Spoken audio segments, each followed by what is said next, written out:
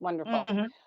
Okay, let's go on to trauma in the ER on Therapeutic Thursday. Again, Therapeutic Yeah. Thursday and our Friday posts are led by Jess McCracken, our friend all the way from Canada.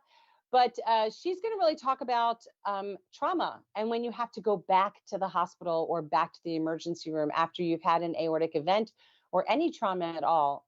There is trauma involved in having to set foot in that hospital for the first time.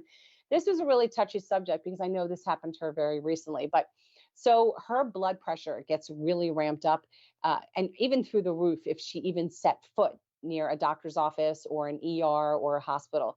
Blood work, no thank you. She says, no thank you. She can survive. She's just like me. She can survive open heart surgery, but you take her for a needle to get blood work and she's ready to pass out. I say the exact same. Cut my chest open, excuse me, but don't give me an IV. Like, no way. So she has survived the healing and the effects of open heart surgery. However, she needed extra strength Tylenol just to like get through any other types of pain. So she feels like if I can survive this, I can survive pretty much anything. So the article that she included, it really gives you some strategies on how to battle through stress. She asks everybody to take care of themselves, to be gentle on yourself, ask for help if necessary, and reach out to others who offer help and take it. So tell me about how you feel, because I know we've had many trips back and forth to the ER since our first event. You've had two surgeries now. How's that feel for you going back in? I hate it. Um, the trauma, and I'm gonna tell you, I must say, and I'm sure you ran into it. Everybody's probably got their own story, but uh, going back to the ER, besides the PTSD, some of the people or the uh, what can I say? Those that care for you in the hospital have no clue and are, I guess, because they see it every day or whatever, are not so sympathetic. Not that you're asking for sympathy, but you want a little like respect, kind of. Can I say that? Because sometimes, like you go in, when I was had my operation, and they asked me, to get a undress or whatever, or to do something to get up and walk, and I was trying to get up. They were so much in a hurry and pulling on me. It's like, wait a minute. I mean, eh, they're they see it every day. I understand you got to get up and move. I know that's their job, but coming out on some of the things.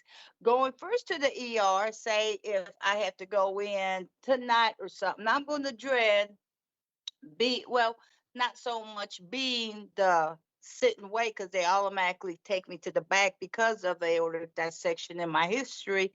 But it's just a eliminating process that they go through, and of course, that's natural protocol. They go through the eliminating process. I mean, the only bad thing is, uh, whenever I was first misdiagnosed, the eliminating process went haywire because I was diagnosed with anxiety.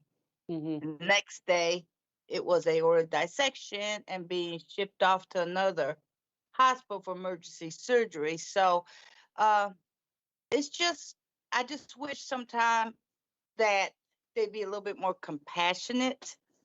And that's when your caregiver or your spouse or significant other needs to sit there and say, look, this is what this is what you can and can't do. And maybe they'll understand a little bit more. Because sometimes you do have to advocate for yourself. And I'm going to bring this up because it kind of makes me mad now that you were on this subject, because Yeah. I was asking, after I had my first open heart surgery, I had to go back to the ER. My blood pressure was out of the roof. Okay. I went to the ER. They put me in the room. They had their orders. They gave me something for blood pressure, but it was not working. And guess what? I had to get for something else to bring my blood pressure down. However, the nurse that was there telling me, ma'am, we're sorry. We have to wait for doctor's order, which again is normal protocol, I guess. They got to wait for the doctor order. Then it's got to go to the pharmacy. But if it wasn't for my husband saying, look, her blood pressure can't be high because she just had open heart surgery, you know, it, I would had that fear of blowing. I had the fear of actually dying there, and I could have, because I was to the point where I was turning colors, and I couldn't get comfortable. I was balled up in fetal position, and if it wasn't for my husband and kept on them and telling them, look, this is what this is. I mean, sometimes they don't have no clue. So do speak up when you go in there. Let them know your blood pressure and the condition and the importance of it. Because some of them don't have no clue. So it's important that you do let them know when they go in. I think we might have lost Karen again. I think so too. She has her I eyes agree with closed. you. Self-advocacy is the way. Yes. She's Yes, back. you have to. Okay.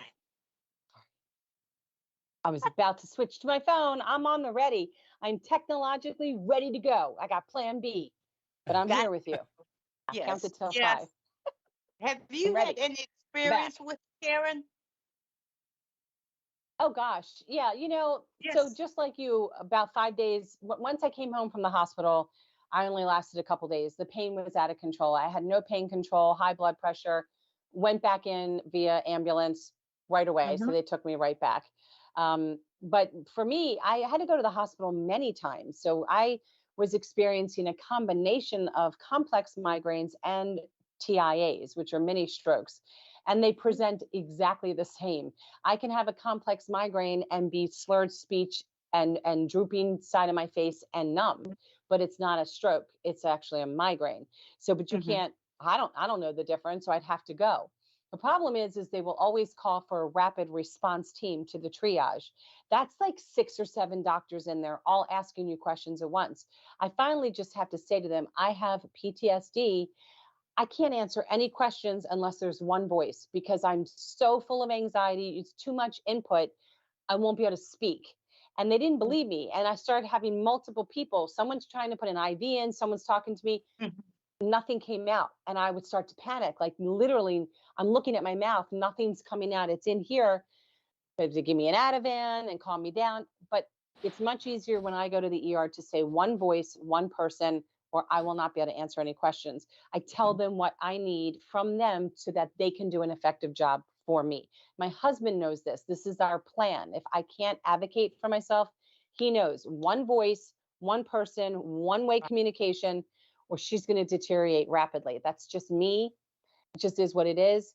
But I think for any of us, many of us, the first time we have to go back, get our first blood test, oh my God, the first CAT scan, not even CAT scan, MRI, because I can't do CAT scans anymore because I'm allergic to the dye, very allergic. When I got my first MRI, I made them put towels down the center of my chest because I thought my chest was going to like explode like Alien. I just pictured sternum wires popping out of the center of my chest. And they would say, Mrs. Anderson, they're not going to spring out. I said, I don't believe you. Put some towels and keep that from exploding out of my chest. I needed what I needed, and they were very kind and accommodating. But you have to tell people, I've Right. had medical trauma. I need you to go slowly and please be patient with me, or I will freak out. This is Right. what you have to do. Because they do, it's like they do this every day. And with any job in the world, once you're doing it so often, you build up blinders and you forget that to everybody coming to you, it's their first moment of that day, or it's Exactly. just their first moment. Yeah. Exactly. But check out this article for tips that might help you during a traumatic event that happens in the ER. Yeah. Mm-hmm. Crazy.